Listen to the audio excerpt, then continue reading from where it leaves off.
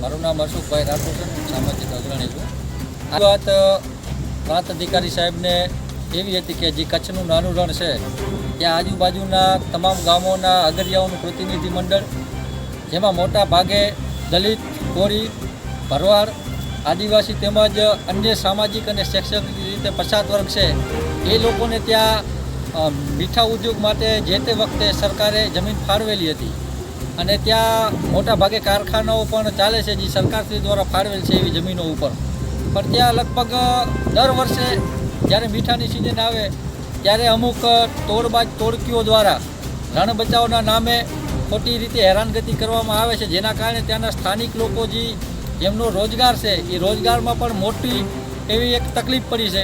અને સ્થાનિક અગરિયાઓ છે એ પણ એ રણ અંદર પ્રવેશ નથી કરી શકતા. આવા લોકોમાં મોટા ભાગે ત્યાંના અસામાજિક તત્વો જે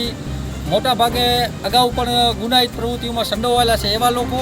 અને જે તે ગામોના સરપંચો પણ ક્યારેક તો એ રણની સમર્થનમાં, ક્યારેક તો રણની વિરોધમાં પોતાના લેટર પેડો કાઢે છે. એટલે એ પણ એક મોટી એક શંકા અને તપાસનો વિષય છે કે આવા સરપંચો ઉપર પણ કાયદેસરની કાર્યવાહી થવી જોઈએ જે પોતાના સરપંચ પદનો ખોટો દુરુપયોગ કરે છે. અને અગાઉ પણ રણ બચાવોના નામે આવા અસામાજિક તત્વોની ટોળકીઓએ અને અમુક આવા ગેંગોએ કરોડો રૂપિયાની ખંડણીઓ અને હપ્તા વસૂલી આ રણમાં કરી છે. એટલે અમારી સરકાર શ્રી સમક્ષ આજે એ રજૂઆત હતી કે આ રણનો જે મુદ્દો છે એ કાયમી ધોરણે સોલ્યુશન આવે, જેથી કરીને સ્થાનિક લોકોને એમના રોજગારમાં કોઈ તકલીફ ના પડે, સ્થાનિક અગરિયાઓને કોઈ અડચણ ના પડે. જો